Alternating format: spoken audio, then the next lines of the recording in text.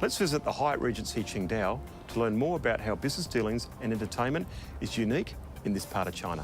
The transactional business will take place, but I think before that, there's quite a big part on getting to know each other and building the relationship.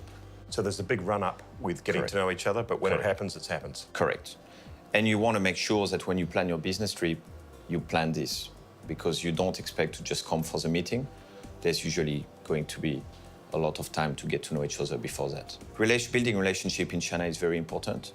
Being in a secondary city, we're still in a little bit more traditional environment, so it's even more important. If I was to be dining with a Qingdao business person to meet each other, build our relationship, how would it work? Would the host serve me with the chopsticks, with the kwazda, or would you just dig in together? You don't want to start going into the dishes before you host those. I think it's quite polite, correct.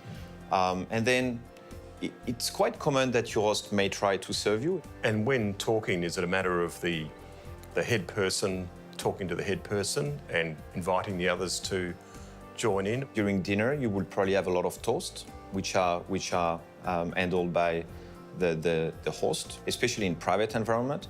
It's quite common that, you know, from two-thirds of the meal, people usually stand up and will start to kind of have private gathering while the meal continue.